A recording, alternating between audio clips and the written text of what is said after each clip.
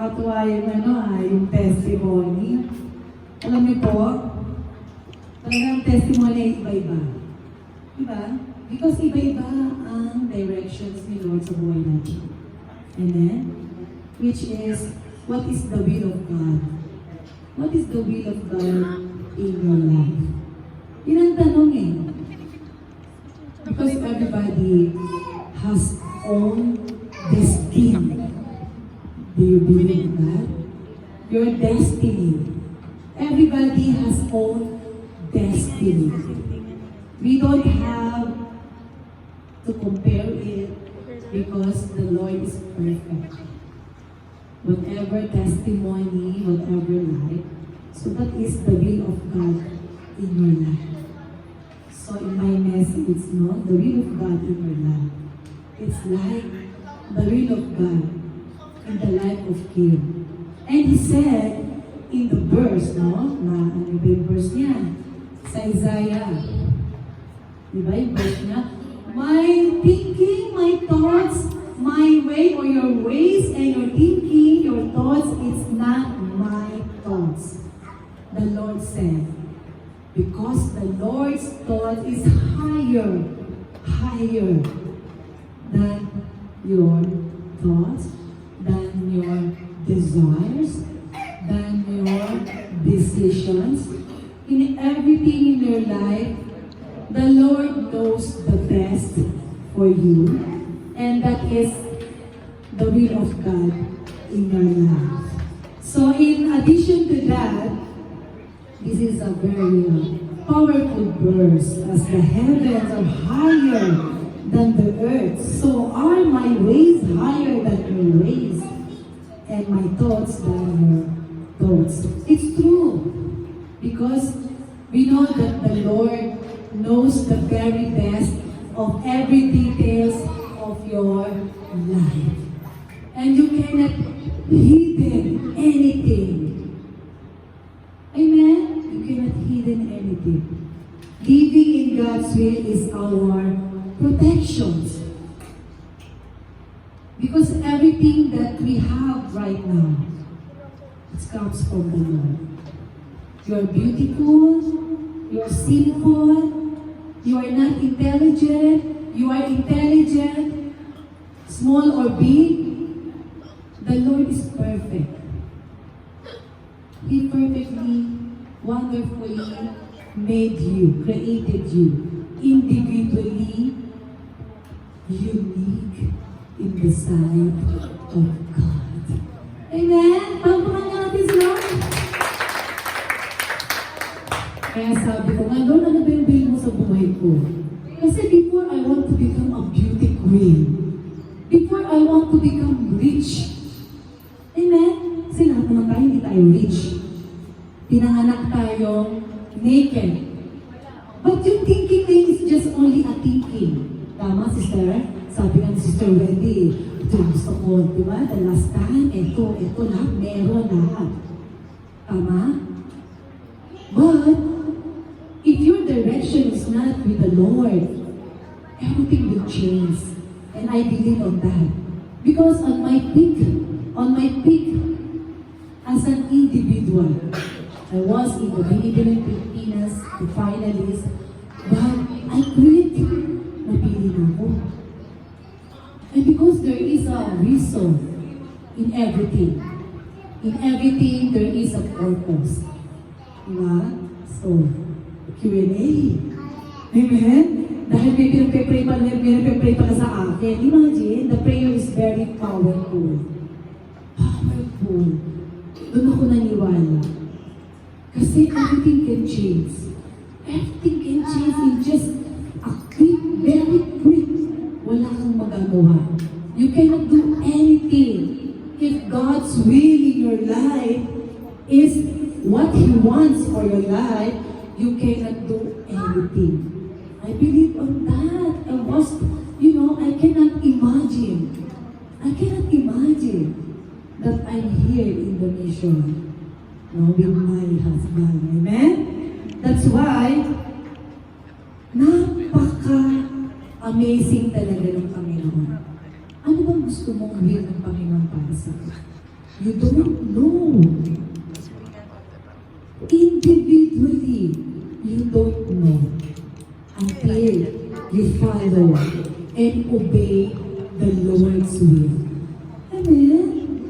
And sabi nga dito sa 2 Peter 3:17-18, yet you therefore, beloved, knowing His beforehand, be on your guard so that you are not carried away by the error of unprincipled men and fail from your own steadfastness, but grow in the grace and knowledge of our Lord and Savior, our Jesus Christ. Dapat talagang be under the grace, biyaya ng Panginoon. Alam niyo ba yun? Biyaya and the grace and knowledge of our Lord Jesus Christ. If you don't look to God for daily directions, yan.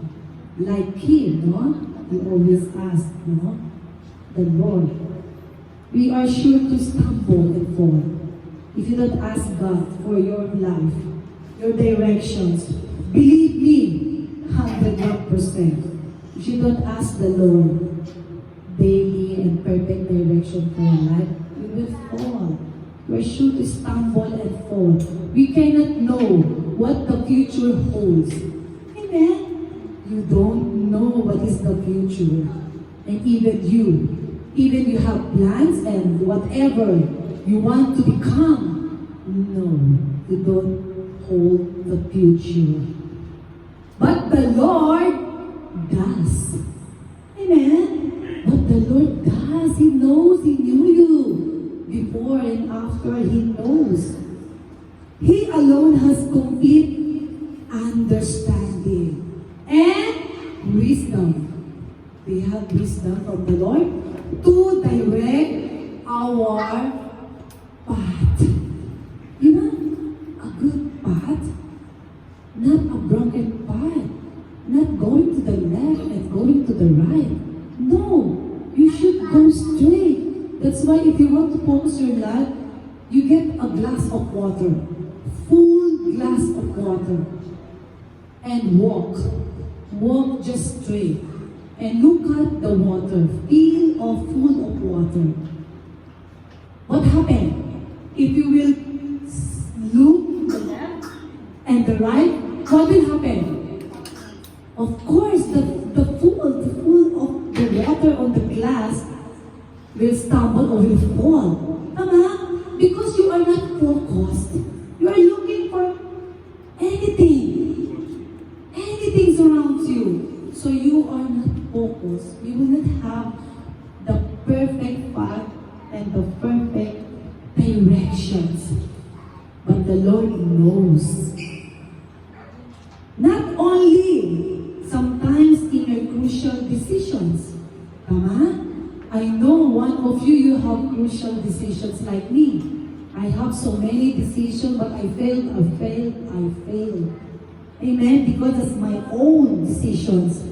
But in our daily concerns, our daily life, considering all this, our response should be to make Him our priority each day. Amen? So morning yun kapag di ka makapag-pray, parang it's not going to be all right. You know, reklamo. Complain ka ng complain aga-aga. Tama? Because hindi mo pinag-priority si Lord. Hindi ka man lang nag-pray. Amen? Because the temptation is very, malakas. But if you don't have the presence, the Spirit of God, do you think you are strong? No. We will get our strength from the Lord. Amen? And what is the God's will of your life? The desire. First and foremost, no? He desired that we trust in the Lord Jesus Christ as our Savior and to surrender fully to Him. Like Kim. Maybe if Kim is not praying, she's not praying, and she's not dependent on God. So what will happen? Maybe her desire will not be possible. Will not be possible. And His directions will not be possible. I know. The Lord knows every detail of our lives and has given each of us different capabilities, different skills that enable us to accomplish whatever He has planned for you, for us. Therefore, so we must avoid danger comparing ourselves to other people. Why I'm not like this? Why he is like this? Why, Lord? No. My child, you are different. Each of you are different. And I have a plans for you. With others, by comparing yourself, why I'm like this? And longing for what He has entrusted to another person. You know, sometimes we are like that. Bakit kaya sa ano ganun? Bakit kaya siya? Oh Lord, bakit? Unfair naman. May favoritism ka ba? Diba wala? Because everything from the Lord is equal. Small thing is equal, same. In His wisdom, God has provided everything we need to live as He desires. And He has promised to guide us into His will if we are yielded to Him. We are standing firm in our life in faith. But if not, everything your actions will be mistaken. But it's good to have mistake. Because that is your way to try again and to be successful. It's God's perfect directions and God's will in our life. Amen? Amen. So we should pray and read His Word every day to discover how He would have us live and to be for His guidance and directions. And that is our life to be lived independently of our wise and loving Creator. And always do not your will, but the will of the Lord in your life. Amen? Palakpakan natin ang Panginoon. Because if you have it all in your life, because Christ is in you, you have it all that you need, and you can do all things through Christ that strengthens you. So you are more than conqueror. All you need is for what is in your to be stood up, to stand up, level up, stand firm in your faith, so it can overflow in your life. In your life, the best plans and desire of God in your life to become successful as a Christian. And as acknowledge what you have in Christ, you will receive the manifestation of it in your life. That is the will of God in your life. Praise God. Palakpak natin si Lord. So let us call for God.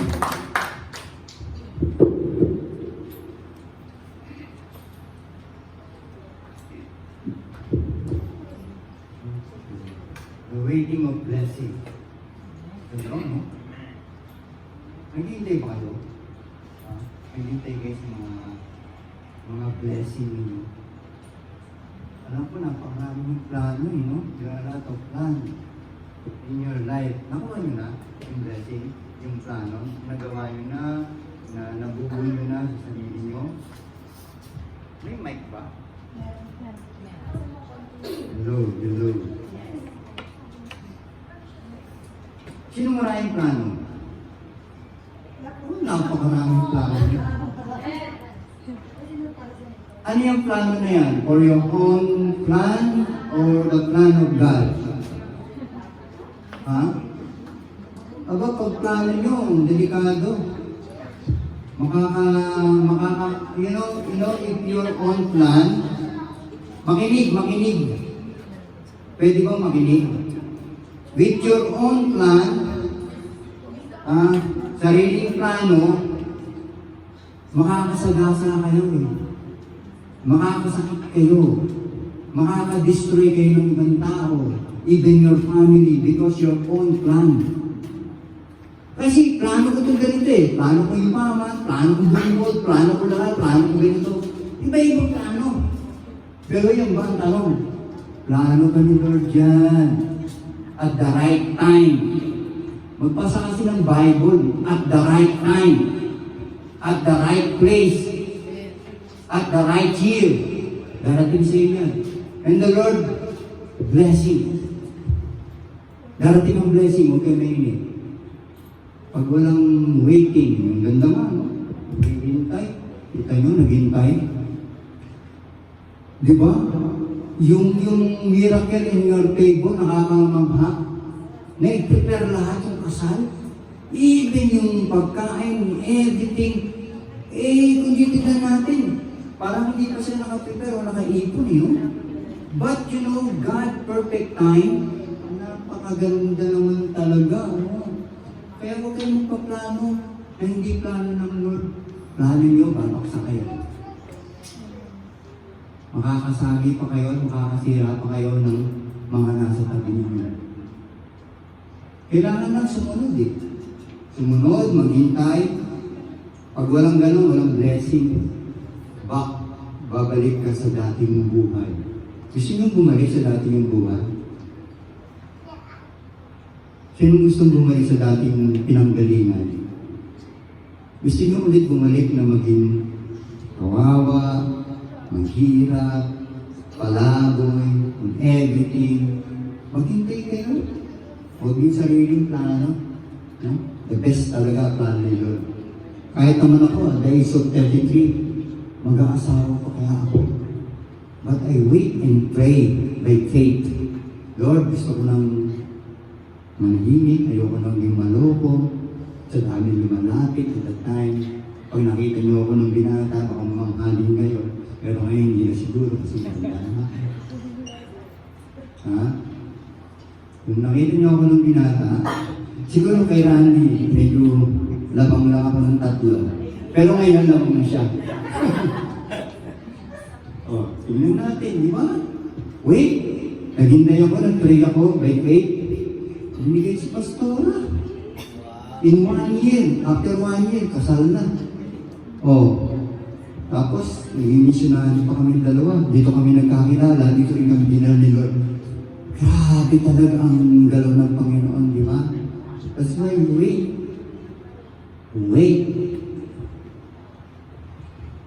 Okay, today is the Lord's Supper. Let us open 1 Corinthians 11, 17 to 34. For I received from the Lord what I also delivered to you, that the Lord Jesus on the night when he was betrayed took bread. Next.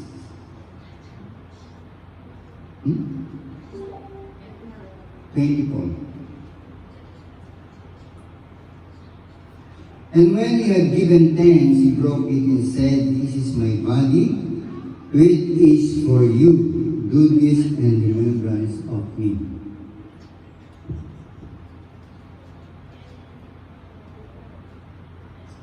In the same way, also he took the cup after supper, saying, "This cup is a new covenant in my blood. Do this as often as you drink it in remembrance of me. For as often as you eat this bread and drink the cup, you proclaim the Lord's death until He comes."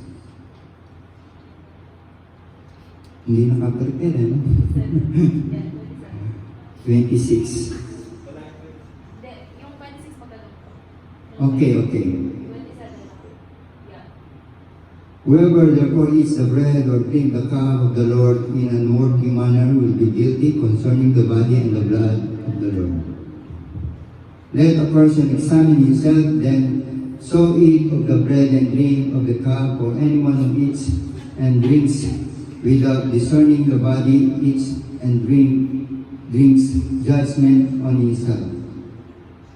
That is why many of you are weak and ill, some have died, but if we judge ourselves truly, we would not be judged. But when we are judged by the Lord, we are disciplined so that we may not be condemned along with the world. If anyone is hungry, let him eat and home, so that when we come together, it will not be judgment about other things. I will give direction when I come. Okay, prepare the bread and the wine.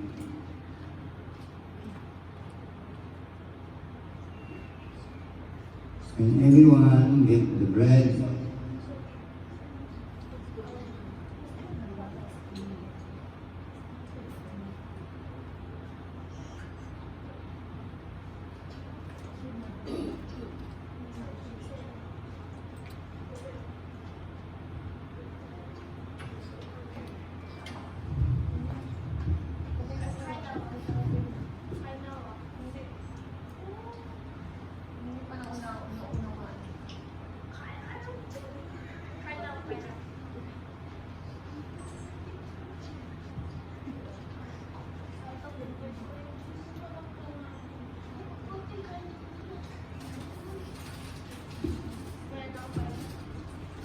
Andy, can I class the verse, all the verse? 23 to 34, very good.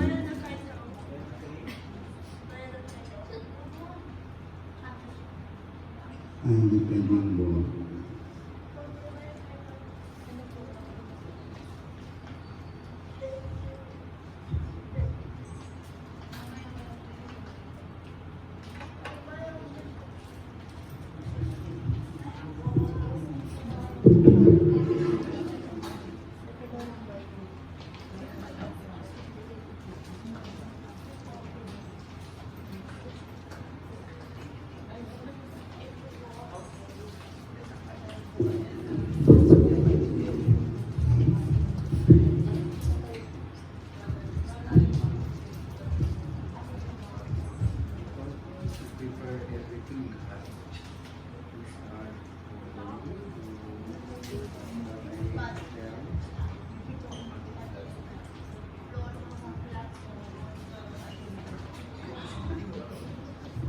Okay.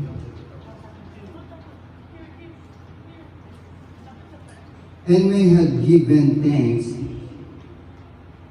he broke and said, "This is my body, which is for you. Do this in remembrance of me." Take the bread.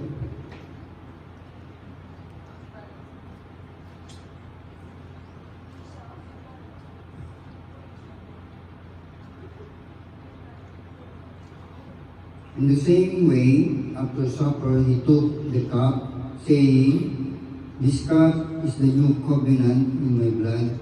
Do this whenever you drink it in remembrance of me." Get the cup. Okay.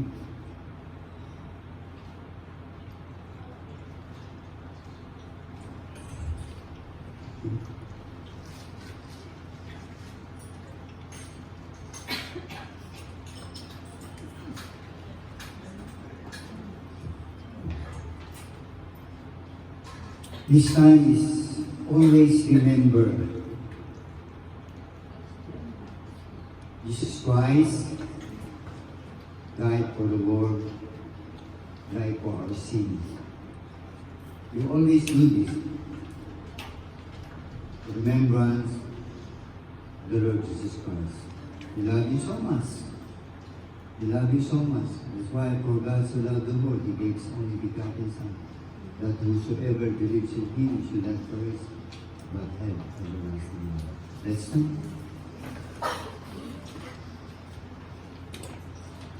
Father, thank you so much today. It's a wonderful and privilege to remember again.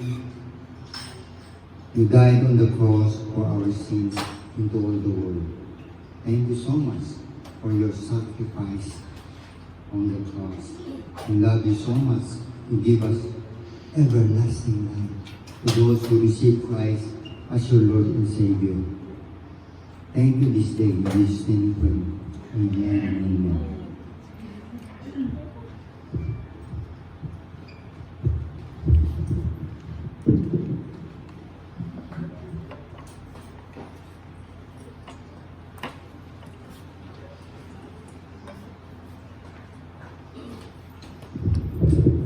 Let us go for our tithes and offering.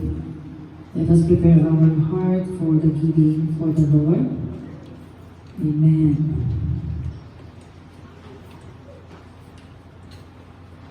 So I just want to give the verse for this giving. So we have so many verses for the giving. And I know it's all verse are uplifted, no? For our giving, because the Lord is our source of everything. In Matthew 4:4, man shall not live by bread alone, but by every word that proceeds from the mouth of God. So bakit ito sinabi? Bakit kaya ito binasa ko? Man shall not live by bread alone, but by every word that proceeds from the mouth of God.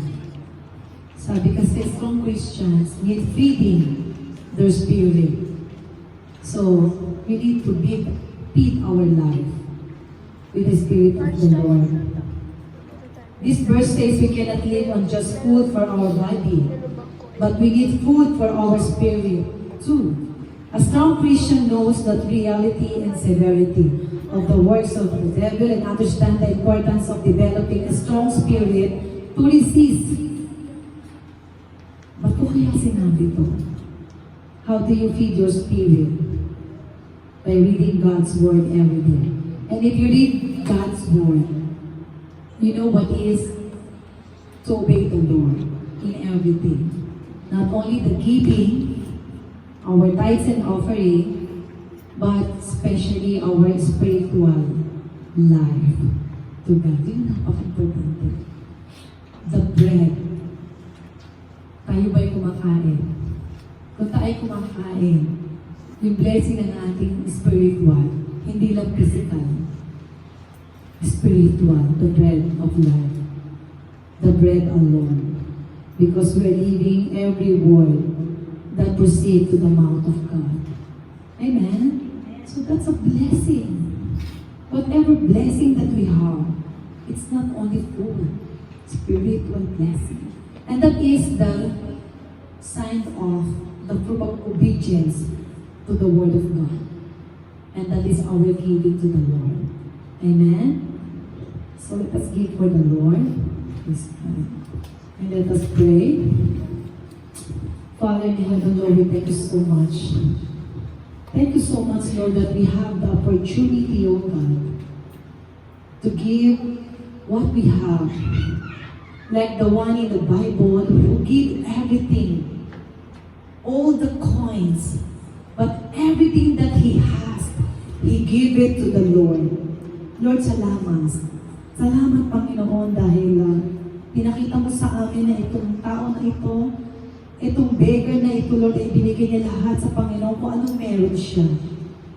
At yun ay nakita namin paano mo siya binless, paano mo siya, Lord, na pinakita sa kanya na ikaw ay napakahalaga sa buhay niya. Lahat ng bagay na meron siya ay ibinigay niya. Walang natira sa kanya. And that is the power of generosity.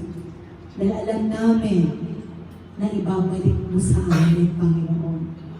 Mas abundant, overflowing, that we never imagine in our life, that you will give us the more blessing that we desire in our heart, Lord. Salamat, Panginoon. Salamat, Lord, sa aking giving. And this is all for you, Lord. For your glory, for your kingdom, for your ministry, in the name of Jesus. Amen. Amen. Palakpakan natin ng Panginoon. Amen. Ayan. So, bago tayo mag-closing at meron tayong fellowship sa taas, Pinaready ko na. Sabi ko, buksan yung aircon. Dahil mainit na aming mga titas. O, naiinit na po kami lahat. Sabi ko kayo, Mia Sensei, can you please open the aircon? Okay? Because we have a fellowship after this. So, announcement before we close. Okay, so July 28. So, are you excited? Yes, amen. So, ang ating meeting time is 8 a.m. Sabi ng driver, are you excited? Excited tayo, ha? Yes, so huwag magpuyat, ha? Huwag magpuyat ng Saturday. Okay?